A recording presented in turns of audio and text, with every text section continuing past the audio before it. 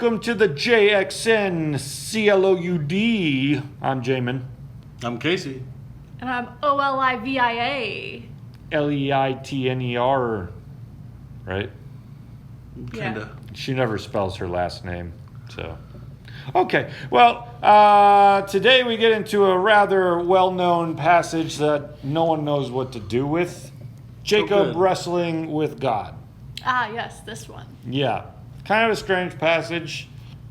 Kind of is a understatement. Very strange passage. But we've run into these weird situations before in Genesis. If you've been watching with us, some of this is going to be a little repeat, but if it's just you're tuning in for this episode, there's a few weird things that you need to know throughout Genesis. So is this the weird stuff that we skipped at one point? Yeah, we could probably put it in there.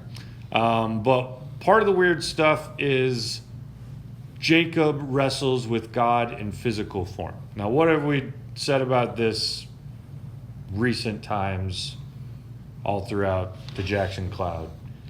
Well, typically the angel of the Lord is Jesus in flesh before he was called Jesus. Yeah, so, and I think the Bible relates this all the time. There is one specific angel called the angel of Yahweh, the angel of the Lord.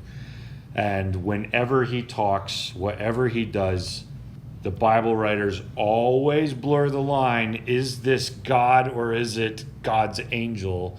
The answer is yes, he is both. And I believe that there's even connections with the New Testament that show us that Jesus was what in the Old Testament was the angel of the Lord. The angel of the Lord doesn't exist in the New Testament. He's just gone. He's a main character, you guys, in the Old Testament. A main character. And then he's just absent in the New Testament because, in my opinion, the angel of the Lord, who is God, put on flesh and dwelt among us. Just as the word of the Lord appeared to Abraham, so God in physical form appears to Abraham, so the word became flesh and dwelt among us, is what John says. So that's important because he shows up a lot throughout the Old Testament. In Genesis, we've run into him over and over and over again. And I believe that this is another case where we run into the angel of the Lord. And it's just interesting the way in which this angel gets described. Because first he's a man, then he's God.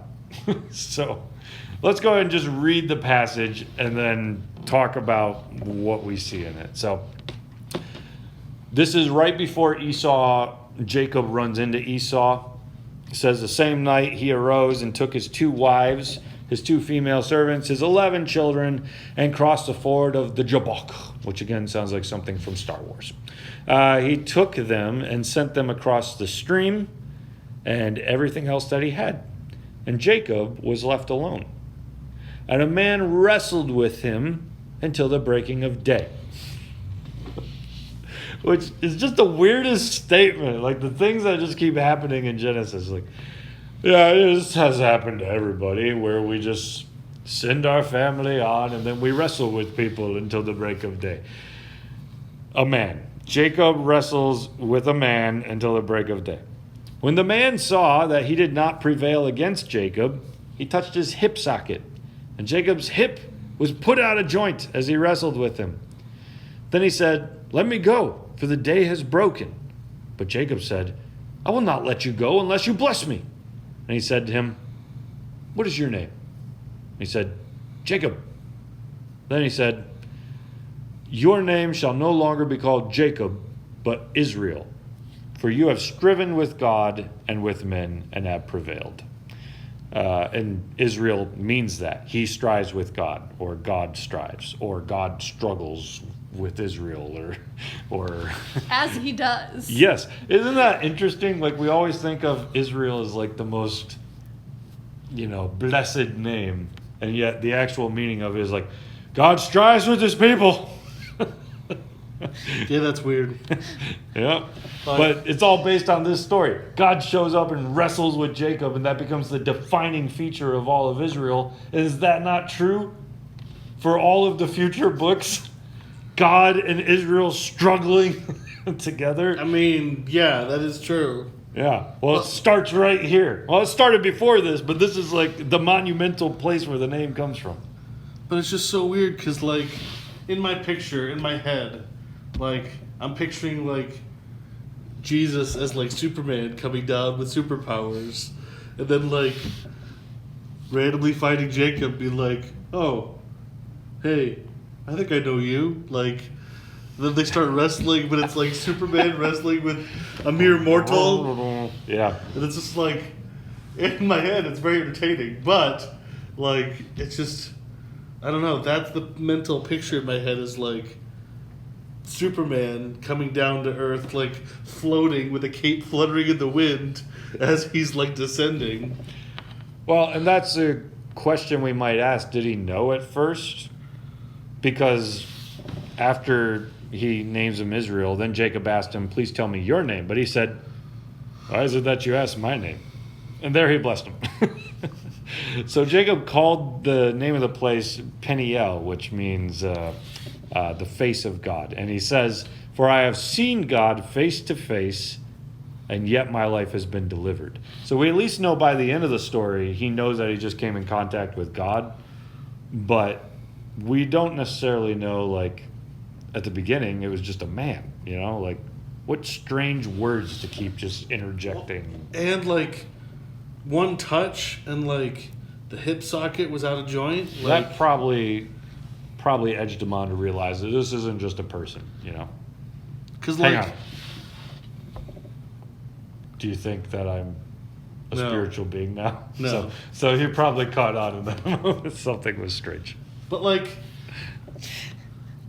I don't know. Now I'm getting the picture of, like, what if it wasn't, you know, Superman coming down, but it was, like, an old man, kind of like Yoda with a cane. Just Zelda Well, I think now. interesting part of this is the fact that they were fighting during the night, and as day broke, God wanted to leave.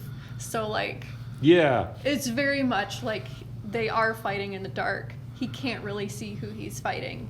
And when it gets close to where he could, the man leaves. Mm-hmm. Why do you think he left at the door? Like, why? Why is he just, man, he's not like, oh, it's been 12 hours, I gotta go. You know, it's just like, hey, the dawn's coming. I gotta go. What do you think? Because commentators don't know what to say about that. I have a suggestion, but it's a Jamin suggestion. I have all terrible ones. See, I'm going with what I just said, and that he's there in the blanket of the night, and he doesn't want to be seen. Yeah. Well, so one thing that you could also think in the night, occasionally our flawed heroes run into dark moments too, right? Abraham's dark moment is, am I going to have to sacrifice my one and only son? And then right here we have Jacob's dark moment where he runs into God and wrestles with him in a literal way. So yeah, the darkness could be playing a part in it. What are your strange suggestions as to why he has to leave at the break of day? He's a vampire. Never mind. Well, okay. And No, now I was- that we're past the heresy, No, I was kidding. I mean, I don't. All of mine are like bizarre, like I think the answer could be bizarre. because like I like the his face not wanting to be seen idea.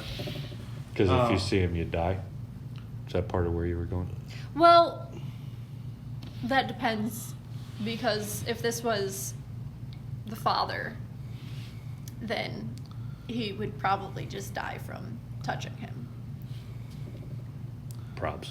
But Unless Jesus, I mean, at this point, he has been seen by people at different times as the angel of the Lord. Yeah. So I don't know why him not being seen would be important, but I mean, I have another. This is a bit out there, but kind of not.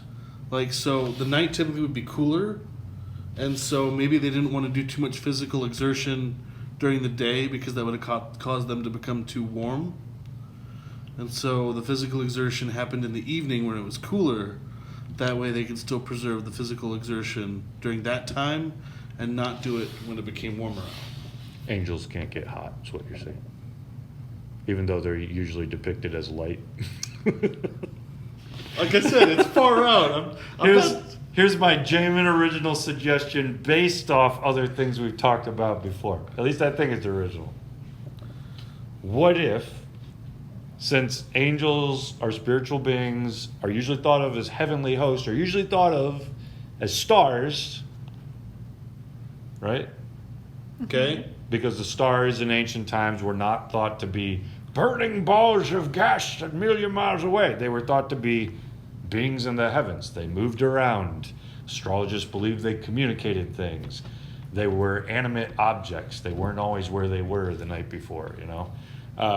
What if, like, the way that they're thinking is, oh, this is a spiritual being. Look, man, stars are going away now. I gotta get out of here type thing. Like, obviously that's not the way it works. So but what if gargoyles. from like Jacob's understanding, like what if that moment's like a whoa, this isn't just a man. Break of dawn, like he's gotta go back upstairs, right? Because Jacob has seen the stairway to heaven, right? Right? Like he's gotta get back So up there and go what to you're heaven. saying is he's a gargoyle. No, No. no. Well, even angels use sometimes. I guess not all throughout Genesis, but sometimes they show up at night. Abraham has a vision in the night. Jacob has a vision in the night. Why? Well, maybe because the stars. Maybe they're thinking like, hey, the angels are present right now. I think even dew, from ancient people's perspective, was thought to somehow be connected to the angels. You ever notice the dew in the Bible is always called the dew of heaven? Does that make any sense? I've definitely. Nope. I can't find the research that I came across at one point, but I think they used to think that like somehow dew was caused by the angels, by the stars let off dew in some strange way. They weren't scientific people, but I wonder if him saying, "Would you let me go?" It's almost a break of day. Like if that's the moment where he's like, what the? This isn't just a man. Like he's got to get back home because the stars go away once the sun comes out. You know, that type of thing. So, pre-scientific people, you got to think like Bible people. I'm not saying that this is the answer, but the Bible was written to us. Sorry, the Bible was written for us, but not to us, is what John Walton always likes to say.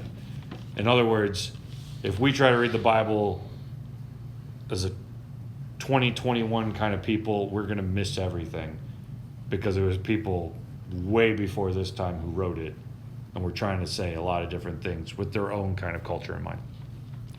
So anyways, all that, we see it's a man, then we see it's God, but Hosea is going to go another step further here, and so that becomes important as well. Because Hosea is going to reference this moment. And when he does, he's going to mention Hosea 12, 3 through 4. In the womb he took his brother by the heel. So we're talking about Jacob and Esau, right? And in his manhood he strove with God. Again, that's what Israel means, right? He strove with the angel and prevailed. And strove, that's Israel, and that's referencing this wrestling moment. But Hosea didn't say he strove with a man. Hosea didn't say he strove with God. He said he strove with the angel and prevailed. He wept and sought his favor. He met God at Bethel, and there God spoke with us. The Lord, Yahweh, the host of hosts, the Lord is his memorial name. This is poetry, and he's doing like, he's restating God's name in different ways, right? He strove with the angel, he met God. So you see how the angel of the Lord is always constantly being blurred together with who God is. So Hosea, looking back at specifically this story where Jacob strives, wrestles with God, sees this moment where it's like, that was the angel of the Lord. That was the guy who was at the top of the stairs that Jacob saw when he first left home. Looked up the stairs, saw angels coming up and down. There was the one at the top. This was him. And now he's wrestling with him. There's a few other ways that I see Jesus in this. One of the ways, and I think we've talked about this before, probably in our Weird Stuff series, but he won't tell him his name. Right? What is your name? why do you want to know my name? That's not the only time that happens. That happens with Samson's parents, when they ask his name. And he's like, why do you want to know my name, seeing as how it is too wonderful, or something like that. Like, again, he hides the name. But then, like, whenever I read those passages, I'm always like, it's because it's Jesus. You know, what is your name? My name is Jesus.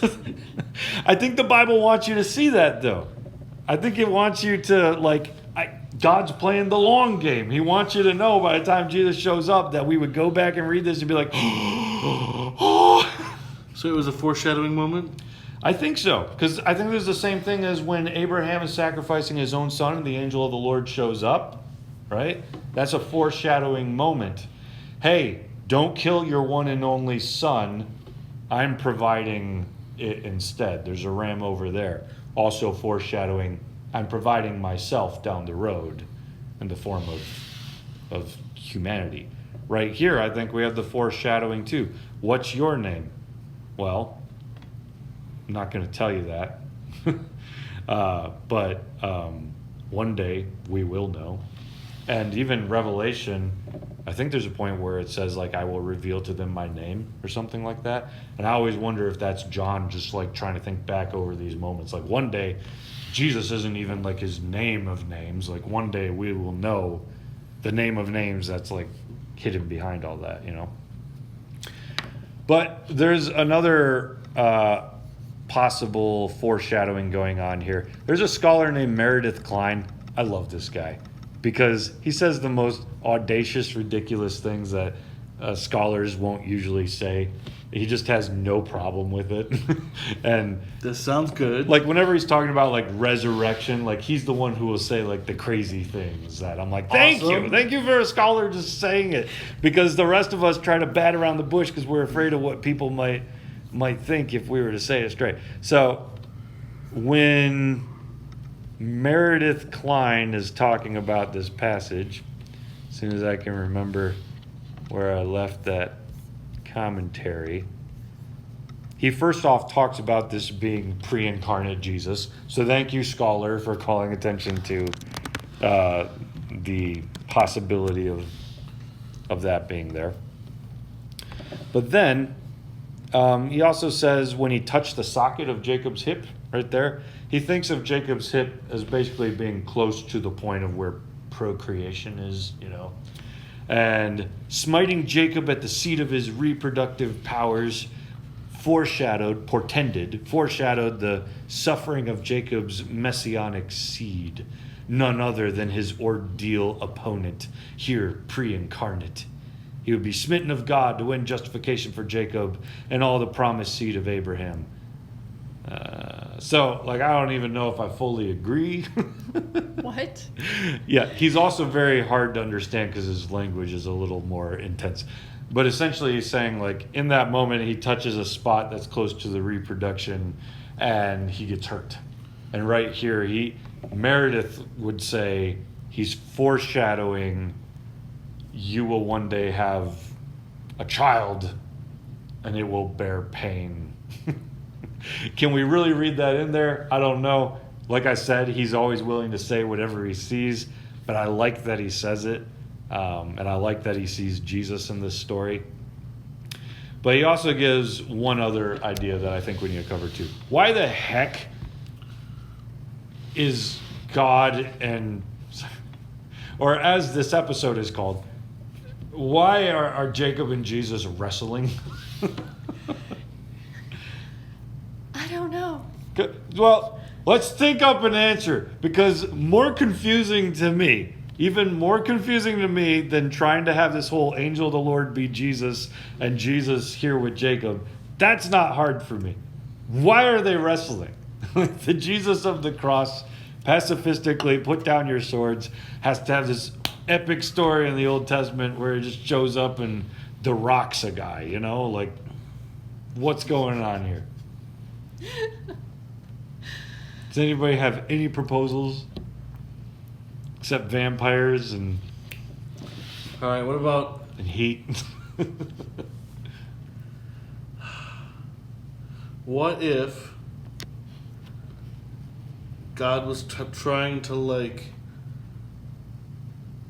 show him something without showing him something. Like, I think of like Mr. Miyagi when like paint the fence became like a technique for karate, Paint the fence. or like wax on, wax off became karate techniques. Up, down. Right. So what if like this form of wrestling and like Was teaching him how to beat up Esau when he I showed up? guess, Is that I where you're mean- go- we already did that episode. He doesn't need to beat up Esau.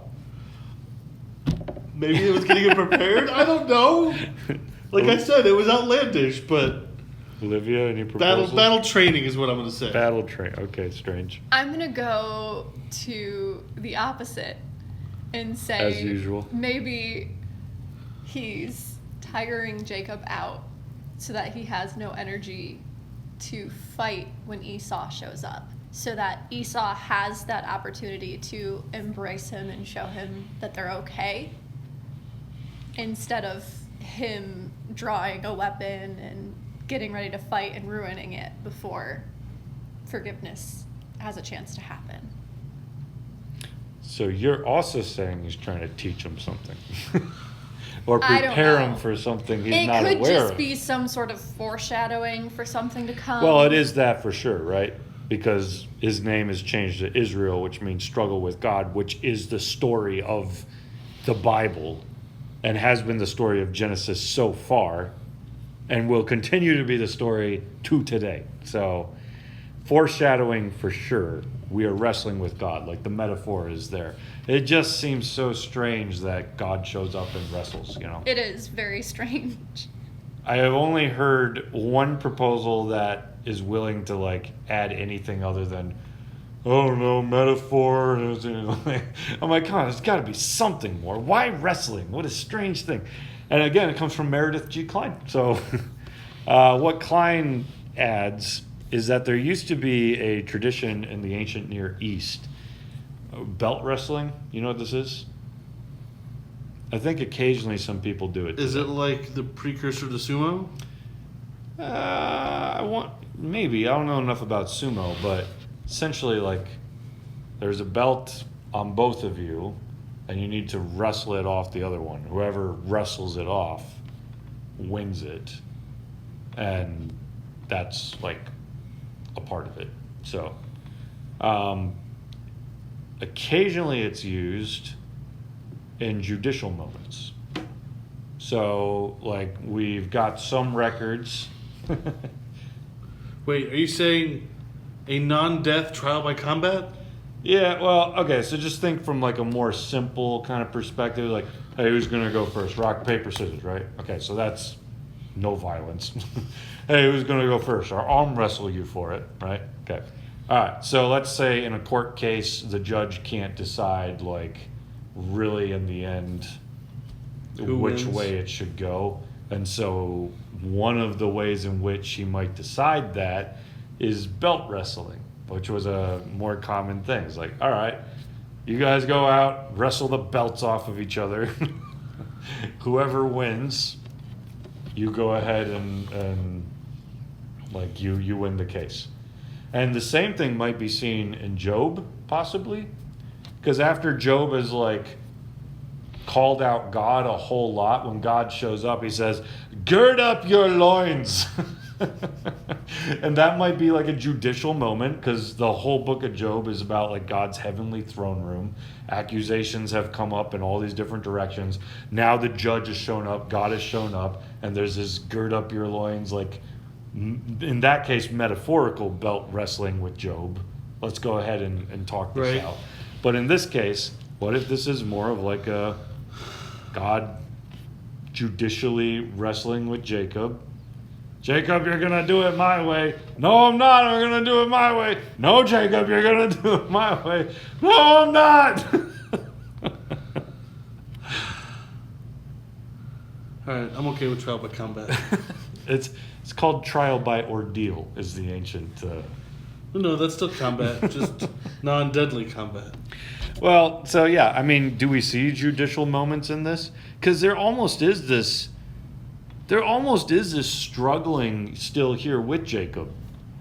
right? I mean, when it's over, I will not let you go unless you bless me, is what Jacob says. As though God has to bless him, as though that's like a requirement on God's behalf. Like, there's this judicial moment, like, do I have to bless you? Oh, you gotta bless me. And it's like struggling all night over this. Until finally God's like, look, sun's coming out, I gotta go. Oh, I don't know. I have nothing more to say on that one. Do you have a better proposal is what I would ask. I do have yet to see, there are nearly any proposals on this outside of just like metaphor and meaning and whatnot. This is the only one where an ancient custom was like, okay, maybe. Like, I like it. Although, yeah, I don't. It seems so unusual. Because this is the only time this happens in the Bible. So, like, it's a very unusual, weird, kind of feels out of left field. But if you were an ancient person and you were used to wrestling as a form of like winning over a judicial moment or deciding who's right or whatever, this would instantly like pop out to you, right? You'd be like, oh, they're wrestling over who should. And if that is the case, then even though Jacob seems to be so much better of a person to some extent now, he's humble. Yeah. He still wants it his way, you know? So, yeah, I'll just read Klein and then we'll let it go. The angel of the Lord, captain of the angelic hosts of Bethel's staircase to heaven, engaged Jacob that night in wrestling combat, a form of judicial ordeal attested in ancient lawsuits. Could Jacob, the grasping sinner, wrest from the holy God a verdict of justification? In other words, could he, like, be found right? That was the real issue all along. It was by faith in the Lord who appeared to him in darkness, committing himself to the way of the cross, that Abraham had been accounted righteous. So too Jacob, enabled by the grace of the angel adversary, prevailed by supplicating faith. Big words, but in the end he does prevail. He does pull through, right? Well, he does get the blessing. He does get in the a blessing. way. Well, yeah, he also gets his hip messed up. But he wrestles and he prevails. Did he technically win, though? He prevailed. I mean, can you really beat God? Does that mean he pantsed Jesus? If it was like a belt thing? No. Okay. You're not What? going to be allowed on any more episodes. You keep this up, sir. They wore dresses, not pants. I know, but if it was like, I'm thinking like sumo, and if you take the No. belt, everything comes with. Is that what happens in sumo wrestling? I sure hope not. I've never watched one, come to think of it, but now I most certainly will not. See, No. is that what happens? No, not in modern sumo. What? I think What is ancient sumo? This?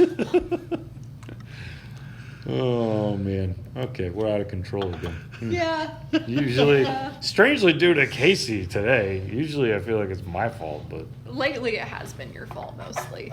mine or Yes. his? I blame Yours. this. Oh, yeah, we gave him Mountain Dew. That was our And fault. he drank it really quickly. That was not our fault. Yeah. Okay, well, what do you think of this strange wrestling moment? Have you heard of a better explanation as to why they're wrestling? Is it judicial? Is it something else? We'd love a good answer. Let us know by doing the following. Join us on the Discord so you can drop those answers, theories, and whatnots where we can read them. And be sure to like, comment, subscribe down below, and we'd always appreciate it if you share the video. And we will catch you later.